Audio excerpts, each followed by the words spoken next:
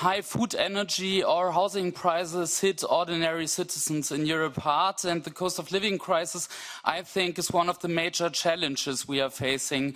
Market concentration and price agreements from big corporations are part of the problem, and they are hurting our citizens. And one example for this, companies coordinating price hikes to increase their profit margin is the sweets industry, where big corporations already had to pay fines of illegal price agreements and information sharing. If you can commit to an assessment of unfair pricing for key sectors like food, including an analysis of all approved mergers over the past 10 or 20 years in those sectors and their impact on market concentration. Yes, I think that food and energy are goods very important for anyone, for any consumer.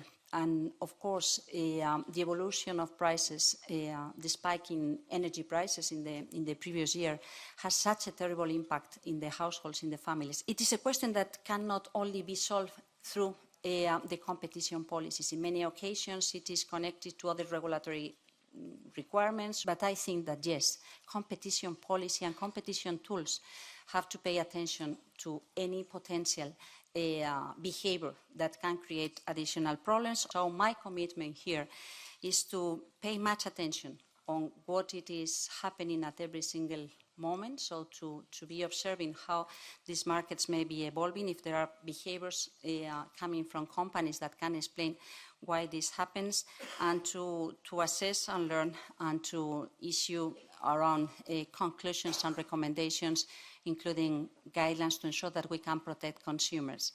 Good to hear that you will prioritize this. So I would like to specify a little bit on the context and where I think there is also a possibility to address this in the field of competition. And this is about Article 102 in the treaties, which actually gives the Commission the ability to act in questions like this. So my follow-up questions goes on specific measures linked to Article 102 and to the enforcement part. So maybe you could also come with a remark on if you would be willing to explore on, for example, also how Article 102 could apply to price increases in the context of bottlenecks, and also there on if you would be willing to do also guidelines on the enforcement, especially linked to the Article 102. There is an ongoing process to assess to what extent we can improve our guidelines to avoid exclusionary abuses. Yes, it is probably important to think about the possibility to develop and update the guidelines on exploitative abuses, so to avoid a direct impact on consumers. Article 102 of the treaty, there is much that can be done.